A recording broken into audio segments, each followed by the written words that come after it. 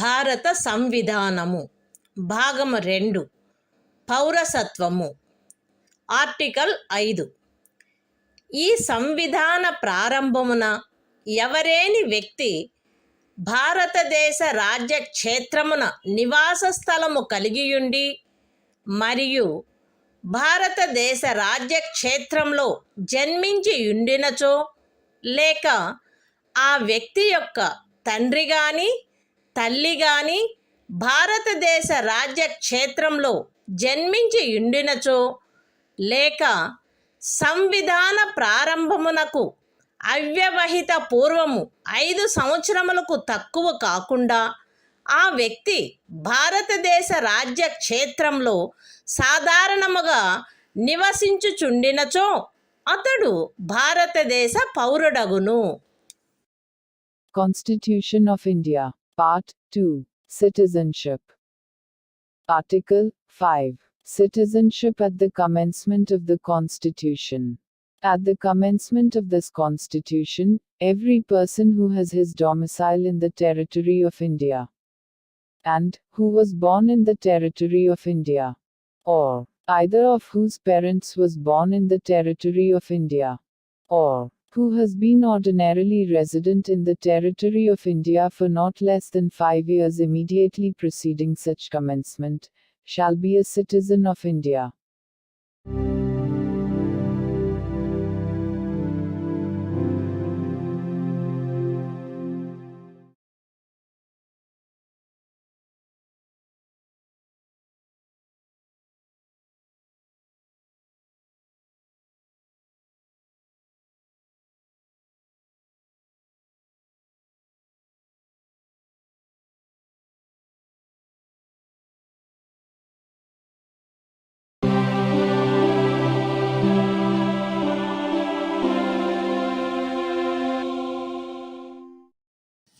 భారత సంవిధానము భాగము 2 పౌరసత్వము ఆర్టికల్ 6 5వ అనుచ్ఛేదములో ఏమి ఉన్నప్పటికీ ఇప్పుడు పాకిస్తాన్లో చేరియున్న రాజ్య క్షేత్రము నుండి భారతదేశ రాజ్య క్షేత్రమునకు వలస వచ్చిన వ్యక్తి ఆదిలో అది శాసింపబడినట్టి ఇండియా ప్రభుత్వ చట్టము 1935లో నిర్వచించబడిన ఇండియాలో అతడు గాని అతని తల్లిదండ్రులలో ఎవరైనా కానీ అతని అవ్వ తాతలలో ఎవరైనా కానీ జన్మించి ఉండినచో మరియు అట్టి వ్యక్తి 1948 జూలై 19వ దినమునకు పూర్వము వలస వచ్చిన సందర్భంలో అతడు వలస వచ్చిన తేదీ నుండి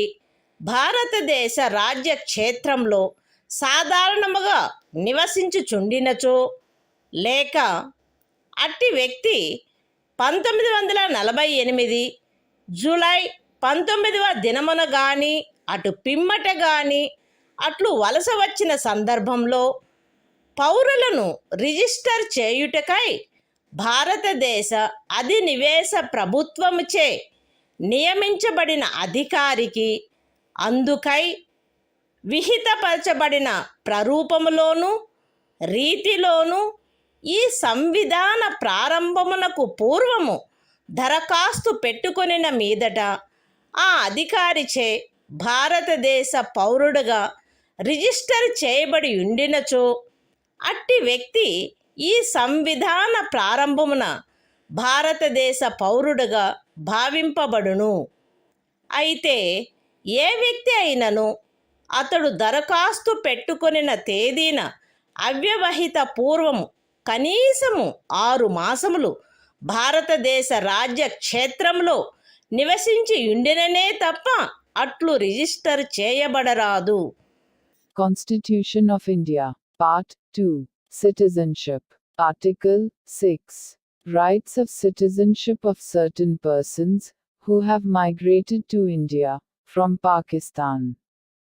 Notwithstanding anything in Article 5, a person who has migrated to the territory of India from the territory now included in Pakistan shall be deemed to be a citizen of India at the commencement of this Constitution, if he, or either of his parents, or any of his grandparents, was born in India, as defined in the Government of India Act, 1935 as originally enacted.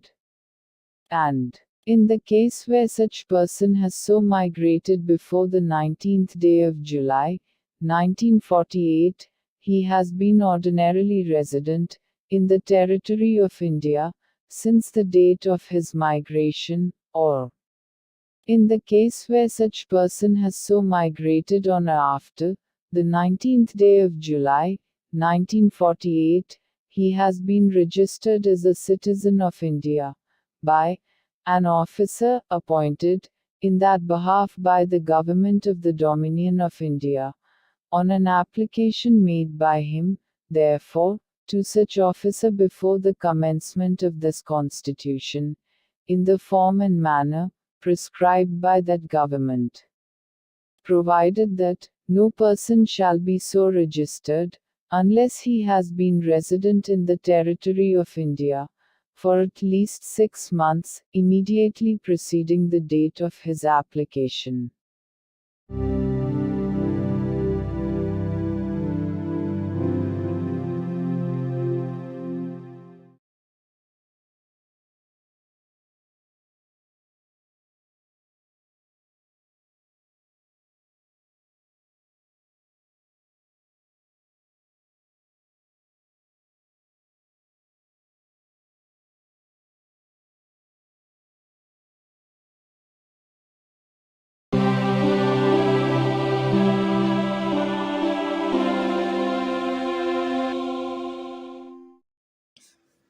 భారత సంవిధానము భాగము 2 పౌరసత్వము article 7 5వ మరియు 6వ అనుచ్ఛేదములలో ఏమి ఉన్నప్పటికీ భారతదేశ రాజ్య క్షేత్రము నుండి ఇప్పుడు పాకిస్తాన్లో చేరియున్న రాజ్య క్షేత్రమునకు 1947 మార్చి 1 దినము తరువాత వలస వెళ్ళిన వ్యక్తి భారతదేశ పౌరుడుగా భావింపబడరాదు. అయితే పాకిస్తాన్లో ఇప్పుడు చేరబడియున్న రాజ్య క్షేత్రమునకు అట్లు వలస వెళ్ళిన తరువాత భారతదేశంలో పునరావాసమునకు గాను లేక భారతదేశమునకు శాశ్వతంగా తిరిగి వచ్చుటకు గాను శాసన విహితమైన ఏదేని ప్రాధికారము చేయగాని ప్రాధికారము క్రింద గాని వసగబడిన అనుజ్ఞా పత్రము క్రింద భారతదేశ రాజ్య క్షేత్రమునకు తిరిగి వచ్చిన వ్యక్తికి ఈ అనుచ్ఛేదములోని ఏదియూ వర్తించదు.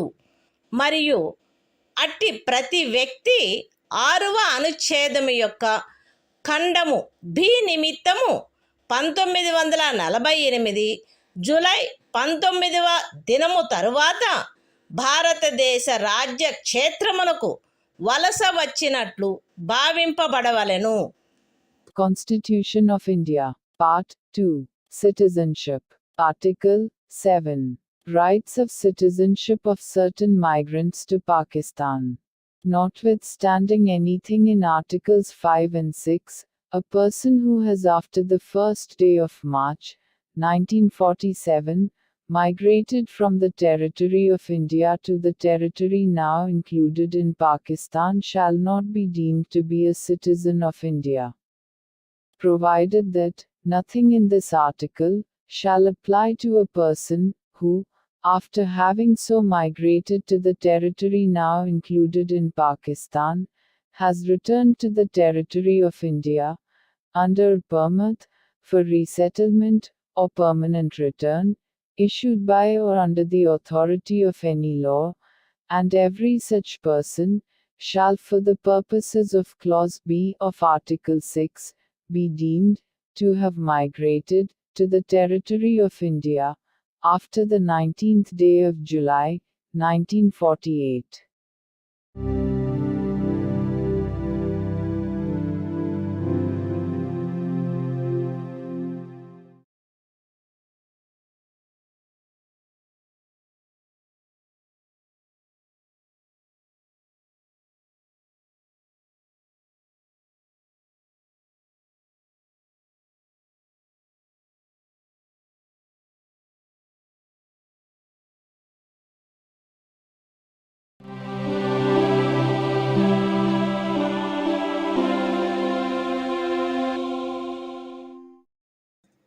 భారత సంవిధానము భాగము 2 పౌరసత్వము ఆర్టికల్ 8 ఐదవ అనుచ్ఛేదములో ఏమి ఉన్నప్పటికీ ఒక వ్యక్తి కానీ అతని తల్లిదండ్రుల్లో ఎవరైనా కానీ అతని అవ్వ తాతలలో ఎవరైనా కానీ ఆదిలో అధిశాసించబడినట్టి ఇండియా ప్రభుత్వ చట్టము 1935లో నిర్వచింపబడిన ఇండియాలో జన్మించియుండి అట్లు నిర్వచింపబడిన ఇండియా వెలుపల ఏ దేశమందైనను సాధారణముగా నివసించుచున్నచో తనను భారతదేశ పౌరునిగా రిజిస్టర్ చేయవలసినదని భారతదేశ అధినివేశ ప్రభుత్వముచే లేక భారత ప్రభుత్వముచే విహితపరచబడిన ప్రరూపములోను రీతిలోను ఈ సంవిధాన ప్రారంభమునకు పూర్వము కానీ లేదా పిమ్మట కానీ అతడు తత్సమయమున నివసించుచున్న దేశమనందలి భారతదేశపు రాజదౌత్య లేక వాణిజ్య ప్రతినిధికి దరఖాస్తు పెట్టుకునిన మీదట అట్టి రాజ్య దౌత్య లేక వాణిజ్య ప్రతినిధిచే భారతదేశ పౌరుడుగా రిజిస్టర్ చేయబడినచో అతడు భారతదేశ పౌరుడుగా భావింపబడవలెను. Constitution of India, Part 2, Citizenship, Article 8. Rights of citizenship of certain persons of Indian origin, residing outside India. Notwithstanding anything in Article 5, any person who or either of whose parents, or any of whose grandparents, was born in India, as defined in the Government of India Act, 1935 as originally enacted, and who is ordinarily residing in any country, outside India, as so defined, shall be deemed to be a citizen of India, if he has been registered, as a citizen of India, by the diplomatic or consular representative of India, in the country, where, he is for the time being, residing. On an application, made by him therefore to such diplomatic or consular representative, whether before or after the commencement of this Constitution, in the form and manner prescribed by the Government of the Dominion of India, or, the Government of India.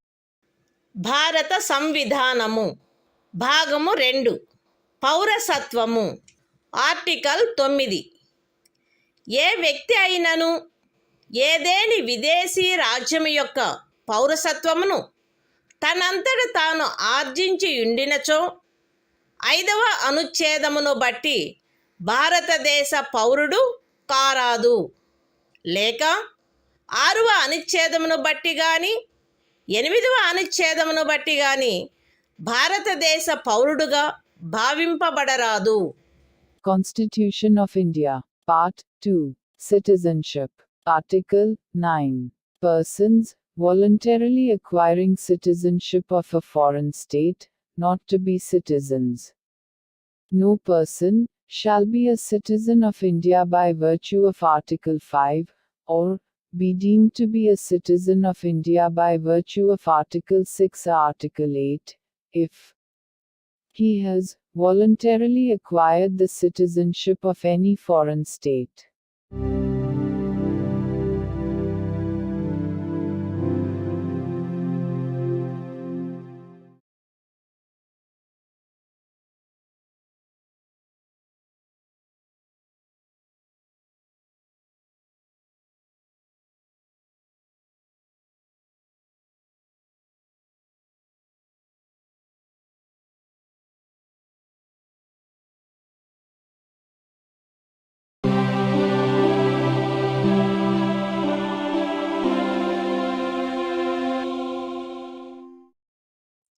భారత సంవిధానము భాగము 2 పౌరసత్వము article 10 ఈ భాగంలోని పూర్వగామి నిబంధనలలో దేని కిందైనను భారతదేశ పౌరుడగు లేక అట్టి పౌరుడుగా భావింపబడు ప్రతి వ్యక్తియు పార్లమెంటుచే చేయబడు ఏదేని శాసనము యొక్క నిబంధనలకు అత్యధీనమై అట్టి పౌరుడుగా కొనసాగవలెను.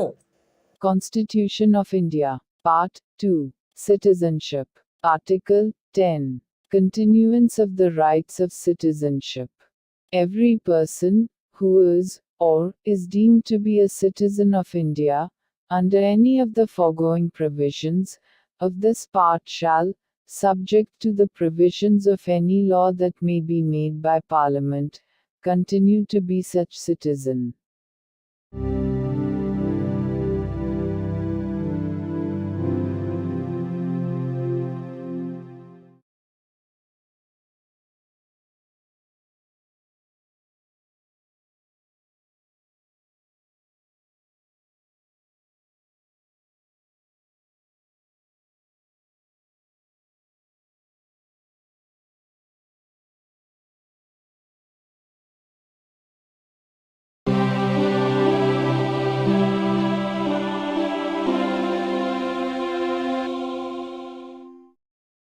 భారత సంవిధానము భాగము 2 పౌరసత్వము ఆర్టికల్ 11 పౌరసత్వ ఆర్జన మరియు సమాప్తిని గూర్చియు పౌరసత్వమునకు సంబంధించిన అన్ని ఇతర విషయములను గూర్చియు ఏదేని నిబంధన చేయుటకు పార్లమెంటుకు గల అధికారమును ఈ భాగము యొక్క పూర్వగామి నిబంధనలో ఉన్నదేదియు న్యూనపరచదు. The Constitution of India, Part 2, Citizenship, Article 11, Parliament, to regulate the right of citizenship by law. Nothing in the foregoing provisions of this part shall derogate from the power of Parliament to make any provision with respect to the acquisition and termination of citizenship and all other matters relating to citizenship.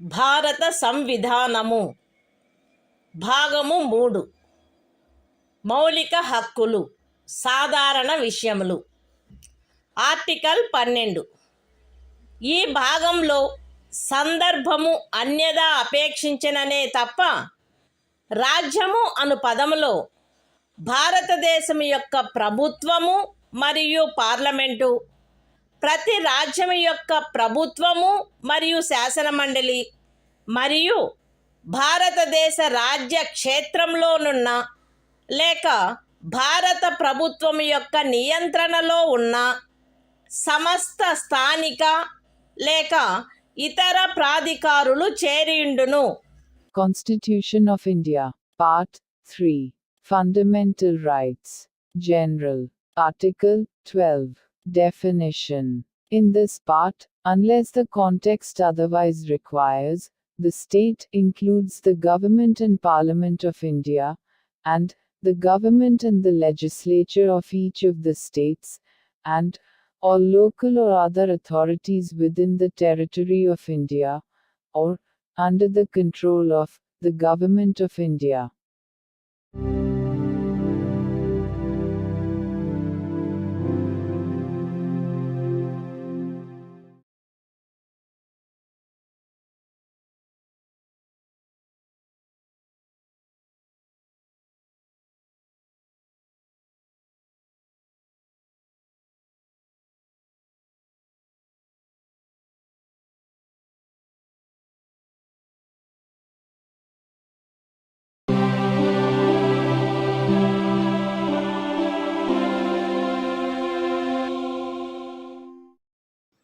భారత సంవిధానము భాగము 3 మౌలిక హక్కులు సాధారణ విషయములు article 13 ఈ సంవిధాన ప్రారంభమునకు అవ్యవహిత పూర్వము భారతదేశ రాజ్య క్షేత్రంలో అమలులోనున్న శాసనములన్నీయు ఈ భాగములోని నిబంధనలకు ఎంతవరకు అసంగతముగా నుండునో అంతవరకు ప్రభావశూన్యమగును. రాజ్యము ఏ శాసనమునైనను ఈ భాగముచే ప్రదత్తమైన హక్కులను తీసివేయనట్లుగా లేక కుంచునట్లుగా చేయరాదు మరియు ఈ ఖండము ఉల్లంఘన మేరకు ప్రభావశూన్యమగును. ఈ అనుచ్ఛేదములో సందర్భము అన్యదా అపేక్షించననే తప్ప ఏ శాసనము అను పదమునందు ఏదైనా అధ్యదేశము ఉత్తర్వు ఉపవిధి నియమము వినిమయము అధిసూచన మరియు భారతదేశ రాజ్య క్షేత్రంలో శాసనము వలె అమలు కలిగియున్న ఆచారము లేక వాడుక చేరియుండును. బి అమలులోనున్న శాసనములు అను పదబంధంలో ఈ సంవిధాన ప్రారంభమునకు పూర్వము భారతదేశ రాజ్య క్షేత్రమునందలి ఏదేని శాసన మండలిచే లేక ఇతర సమర్థ ప్రాధికారిచే పాస్ చేయబడి లేక కావింపబడి అంతకు ముందు రద్దు కాని శాసనములు అట్టి ఏ శాసనమైనను అందలి ఏ భాగమైనను అప్పుడు పూర్తిగా కానీ కొన్ని ప్రత్యేక ప్రాంతాలలో కానీ అమలులో లేనప్పటికీ చేరియుండును. ఈ అనుచ్ఛేదంలోనున్నదేదియు 368వ అనుచ్ఛేదము క్రింద ఈ సంవిధానమునకు చేయబడిన ఏదేని సవరణకు వర్తించదు. Constitution of India, Part 3, Fundamental Rights, General, Article 13, Laws inconsistent with or in derogation of the fundamental rights. All laws in force in the territory of India, immediately before the commencement of this Constitution, in so far as they are inconsistent with the provisions of this part, shall, to the extent of such inconsistency, be void. The state shall not make any law, which takes away, or abridges, the rights conferred by this part, and any law, made in contravention of this clause, shall, to the extent of the contravention, be void. In this article, unless the context otherwise requires, law includes any ordinance, order, bylaw, rule, regulation, notification, custom or usage having, in the territory of India, the force of law. Laws in force includes laws passed or made by a legislature or other competent authority, in the territory of India, before the commencement of this Constitution, and, not previously repealed, notwithstanding that any such law, or any part thereof, may not be then in operation, either at all, or in particular areas. Nothing in this article shall apply to any amendment of this Constitution, made under Article 368.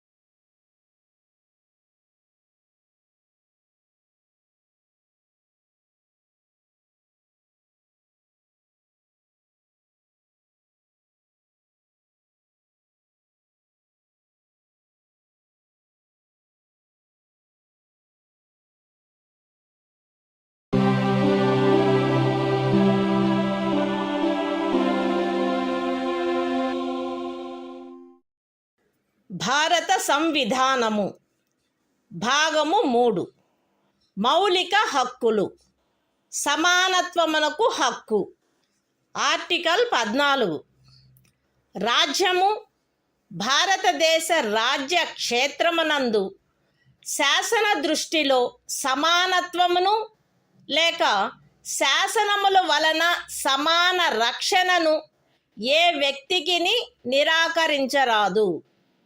Constitution of India, Part 3. Fundamental Rights. Right to Equality. Article 14. Equality before law. The state shall not deny to any person equality before the law, or the equal protection of the laws within the territory of India.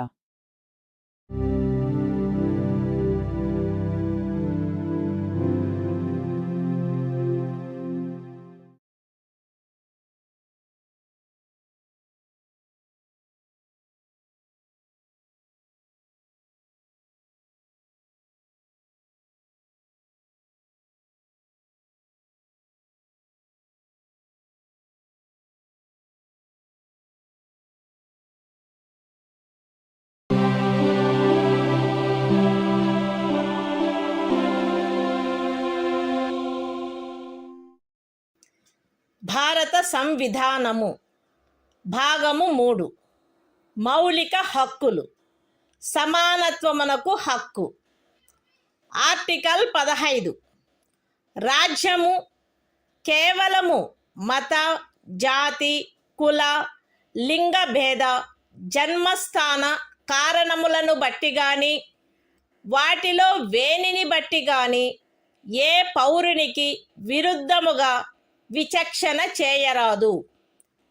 ఏ పౌరుడును కేవలము మత, జాతి, కుల, లింగ భేద, జన్మస్థాన కారణములను బట్టి లేక వాటిలో వేనిని బట్టి దుకాణములలో, సార్వజనిక ఉపాహారశాలలలో, హోటళ్లలో, సార్వజనిక వినోద స్థలములలో ప్రవేశించు విషయమున లేక పూర్తిగానైనను కొంతవరకైనను రాజ్య నిధులతో నిర్వహించబడుచున్న లేక సార్వజనిక ఉపయోగార్థము అంకితము చేయబడిన బావులను, చెరువులను, స్నాన ఘట్టములను, రోడ్లను, విహార స్థలములను ఉపయోగించుకొను విషయమున ఎట్టి అసక్తతకు, బాధ్యతకు, నిర్బంధమునకు లేక షరతుకు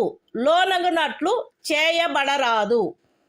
ఈ అనుచ్ఛేదములో ఉన్నదేదియు స్త్రీలకు మరియు బిడ్డలకు ఏదేని విశేష నిబంధనను చేయుట నుండి రాజ్యమును నివారించదు.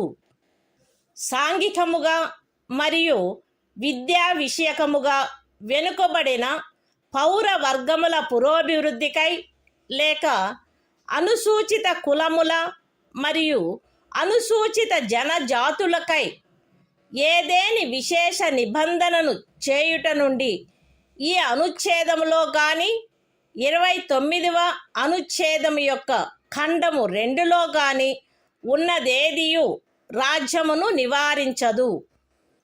సాంఘికముగా మరియు విద్యా విషయకముగా వెనుకబడిన ఏవేని పౌర వర్గముల పురోభివృద్ధికై లేక అనుసూచిత కులముల లేక అనుసూచిత జనజాతులకై 30వ పరిచ్ఛేదపు ఖండము 1లో నిర్దేశింపబడిన అల్పసంఖ్యాకుల విద్యా సంస్థేతరములైన రాజ్యము ద్వారా సహాయము పొందినవైనను లేక సహాయము పొందని ప్రైవేటు విద్యా సంస్థలతో సహా విద్యా సంస్థలలో వారి ప్రవేశమునకు సంబంధించినంత వరకు శాసనము ద్వారా ఏదేని విశేష నిబంధన చేయుట నుండి ఈ అనుచ్ఛేదములో గాని 19వ అనుచ్ఛేదము యొక్క ఖండము 1లోని ఉపఖండము జీలో గాని ఉన్నదేదియు రాజ్యమును నివారించదు. ఈ అనుచ్ఛేదము లేదా 19వ అనుచ్ఛేదము యొక్క ఖండము 1లోని ఉపఖండము జి లేదా 29వ అనుచ్ఛేదము యొక్క ఖండము 2లో ఉన్నదేదియు ఖండములు 4 మరియు 5లలో పేర్కొనబడిన తరగతులకు కానట్టి ఆర్థికముగా వెనుకబడిన ఏవేని ఇతర పౌర వర్గముల పురోభివృద్ధి కొరకైన ఏదేని విశేష నిబంధనను చేయుట నుండి మరియు ఖండములు 4 మరియు 5లలో పేర్కొనబడిన తరగతులు కానట్టి ఆర్థికముగా వెనుకబడిన ఏవేని పౌర వర్గముల పురోభివృద్ధికై 30వ పరిచ్ఛేదపు ఖండము 1లో నిర్దేశింపబడిన అల్పసంఖ్యాకుల విద్యా సంస్థేతరములైన రాజ్యము ద్వారా సహాయము పొందినను లేక సహాయము పొందని ప్రైవేటు విద్యా సంస్థలతో సహా విద్యా సంస్థలలో వారి ప్రవేశమునకు సంబంధించినంత వరకు ప్రస్తుతమున్న ప్రత్యేకింపులకు అదనంగా ఉండు ప్రత్యేకింపు విషయంలో ప్రతి శ్రేణిలోని మొత్తము సీట్లలో గరిష్టముగా 10% అధ్యయనమై శాసనము ద్వారా ఏదేని నిబంధన చేయుట నుండి నిరోధించదు. ఎక్స్ప్లనేషన్. ఈ అనుచ్ఛేదము మరియు 16వ అనుచ్ఛేదము ప్రయోజనము నిమిత్తము ఆర్థికముగా వెనుకబడిన తరగతుల కుటుంబ ఆదాయము మరియు ఇతర ఆర్థికపరమైన అననుకూలతల యొక్క ఆధారంగా ఆయా సమయమునందు రాజ్యముచే అధిసూచించబడినట్లుండును. Constitution of India, Part 3. Fundamental Rights. Right to Equality. Article 15. Prohibition of discrimination on grounds of religion, race, caste, sex, or place of birth. The state shall not discriminate against any citizen on grounds only of religion, race, caste, sex, place of birth, or any of them. No citizen shall, on grounds only of religion, race, caste, sex, place of birth, or any of them, be subject to any disability, liability, restriction, or condition, with regard to access to shops, public restaurants, hotels, and places of public entertainment, or the use of wells, tanks, bathing ghats, roads, and places of public resort, maintained wholly or partly out of state funds, or dedicated to the use of the general public. Nothing in this article shall prevent the state from making any special provision for women and children. Nothing in this article, or in Clause 2 of Article 29, shall prevent the state from making any special provision for the advancement of any socially and educationally backward classes of citizens, or for the scheduled castes and the scheduled tribes. Nothing in this article or in subclause G of Clause 1 of Article 19 shall prevent the state from making any special provision by law for the advancement of any socially and educationally backward classes of citizens, or for the scheduled castes or the scheduled tribes, insofar as such special provisions relate to their admission to educational institutions, including private educational institutions, whether aided or unaided by the state, other than the minority educational institutions referred to in Clause 1 of Article 30. Nothing in this article or subclause G of Clause 1 of Article 19 or Clause 2 of Article 29 shall prevent the state from making any special provision for the advancement of any economically weaker sections of citizens, other than the classes mentioned in Clauses 4 and 5. And any special provision for the advancement of any economically weaker sections of citizens other than the classes mentioned in Clauses 4 and 5 insofar as such special provisions relate to their admission to educational institutions, including private educational institutions, whether aided or unaided by the state, other than the minority educational institutions referred to in Clause 1 of Article 30, which in the case of reservation would be in addition to the existing reservations, and subject to a maximum of 10% of the total seats in each category. Explanation. For the purposes of this article, and Article 16, economically weaker sections shall be, such as, may be notified by the state, from time to time on the basis of family income, and other indicators of economic disadvantage.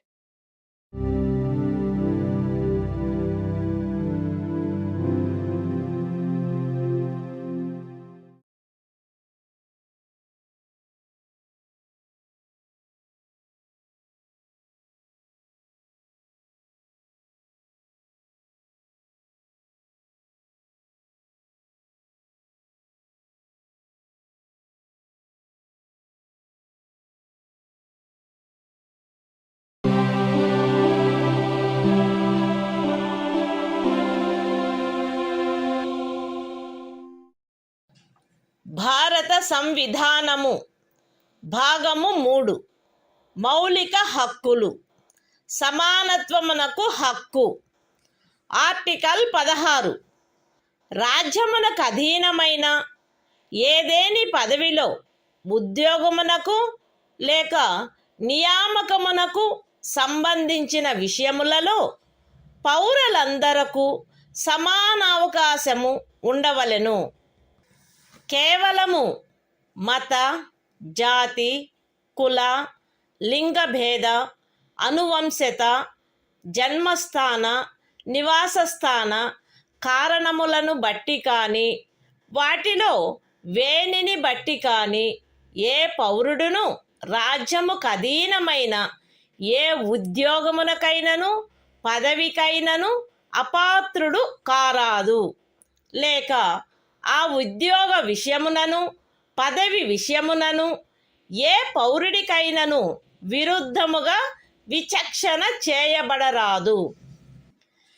ఏదేని రాజ్య ప్రభుత్వమునకు గాని సంఘ రాజ్య క్షేత్ర ప్రభుత్వమునకు గాని అందలి ఏదేని స్థానిక లేక ఇతర ప్రాధికారికి గాని అధీనమయ్యున్న ఒక తరగతి లేక కొన్ని తరగతుల ఉద్యోగముల విషయమున లేక ఏదేని పదవిలో నియామకము చేయు విషయమున అట్టి ఉద్యోగమునకు లేక నియామకమునకు పూర్వము ఆ రాజ్యములో లేక సంఘ రాజ్య క్షేత్రంలో నివాసము ఆవశ్యకమని విహితపరుచు ఏదేని శాసనము చేయుట నుండి ఈ అనుచ్ఛేదములో ఉన్నదేదియు పార్లమెంటును నివారించదు. పౌరులలో వెనుకబడిన వర్గము వారికెవరికైనను రాజ్యమునకు అధీనమైన సేవా వర్గములలో తగినంత ప్రాతినిధ్యము లేదని రాజ్యము అభిప్రాయపడిన ఎడల అట్టి వారి కొరకు నియామకములను లేక పదస్థానములను ప్రత్యేకించుటకై ఏదేని నిబంధన చేయుట నుండి ఈ అనుచ్ఛేదములో ఉన్నదేదియు రాజ్యమును నివారించదు. ఈ అనుచ్ఛేదములోనున్నదేదియు అనుసూచిత కులములు మరియు అనుసూచిత జనజాతుల వారికి ఆ రాజ్య సర్వీసులలో చాలినంతగా ప్రాతినిధ్యము వహించుట లేదని అభిప్రాయపడినప్పుడు రాజ్య సర్వీసులోని ఏదేని తరగతి లేక తరగతుల పదవులకు పారిణామిక సీనియారిటీతో పదోన్నతి విషయములలో ప్రత్యేకించుట కొరకు ఏదేని నిబంధనను చేయుట నుండి రాజ్యమును నివారించదు. ఒక ఏడాదిలో రిజర్వేషన్ యొక్క ఏదేని నిబంధనను అనుసరించి ఖండము 4 లేక ఖండము 4A క్రింద ప్రత్యేక తరగతి ఖాళీలుగా చేయబడిన ఖాళీలలో భర్తీ చేయబడని వాటిని తదుపరి సంవత్సరము లేక సంవత్సరములలో భర్తీ చేయుటకై పర్యాలోచన చేయుట నుండి ఈ అనుచ్ఛేదములో ఉన్నదేదియు రాజ్యమును నివారించదు.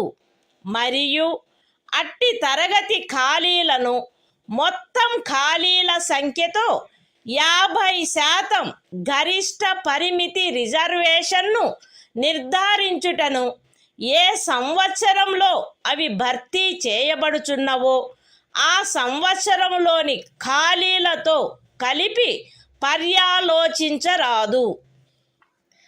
ఏదేని మతమునకు లేదా మత శాఖకు చెందిన సంస్థ యొక్క వ్యవహారములకు సంబంధించిన పదవిని నిర్వహించు వ్యక్తి లేక ఆ సంస్థ యొక్క పాలక వర్గ సభ్యుడు ఫలానా మతమును అవలంబించిన వాడై ఉండవలెనని లేక ఫలానా మత శాఖకు చెందినవాడై ఉండవలెనని నిబంధించు ఏదేని శాసనము యొక్క అమలుకు ఈ అనుచ్ఛేదములో ఉన్నదేదియు భంగము కలిగించదు. ఈ అనుచ్ఛేదములోనున్నదేదియు ఖండము 4లో పేర్కొనబడిన తరగతులు కానట్టి ఆర్థికముగా వెనకబడిన తరగతుల పౌరులకు నియామకములు మరియు పదవులలో ప్రస్తుతమున్న ప్రత్యేకింపునకు అదనంగా మరియు ప్రతి శ్రేణిలోని మొత్తము పదవులలో గరిష్టముగా 10% అధ్యధీనమై ఏదైనా నిబంధన చేయుట నుండి నివారించదు. Constitution of India, Part 3. Fundamental Rights. Right to Equality. Article 16. Equality of opportunity in matters of public employment. There shall be equality of opportunity for all citizens in matters relating to employment or appointment to any office under the state.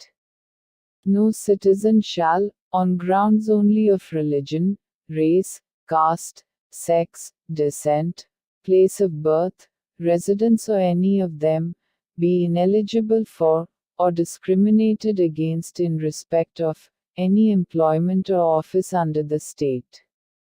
Nothing in this article shall prevent Parliament from making any law, prescribing, in regard to a class, or classes, of employment, or appointment to an office, under the government of, or any local or other authority, within a state or union territory.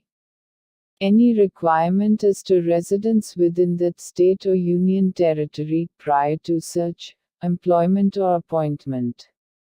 Nothing in this article shall prevent the state from making any provision for the reservation of appointments, or posts, in favor of any backward class of citizens, which, in the opinion of the state, is not adequately represented in the services under the state. Nothing in this article shall prevent the state from making any provision for reservation, in matters of promotion, with consequential seniority, to any class or classes of posts in the services under the state, in favor of the scheduled castes and the scheduled tribes, which, in the opinion of the state, are not adequately represented in the services under the state.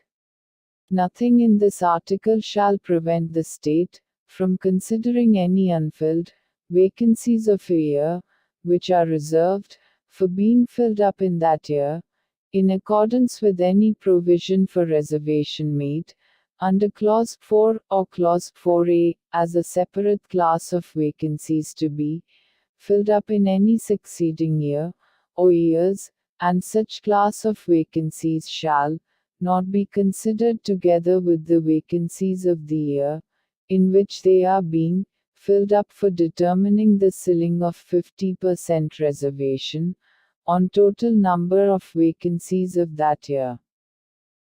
Nothing in this article shall affect the operation of any law, which provides that the incumbent of an office in connection with the affairs of any religious or denominational institution, or any member of the governing body thereof, shall be a person professing a particular religion or belonging to a particular denomination. Nothing in this article shall prevent the state from making any provision for the reservation of appointments or posts in favor of any economically weaker sections of citizens, other than the classes mentioned in Clause 4, in addition to the existing reservation, and subject to a maximum of 10% of the posts in each category.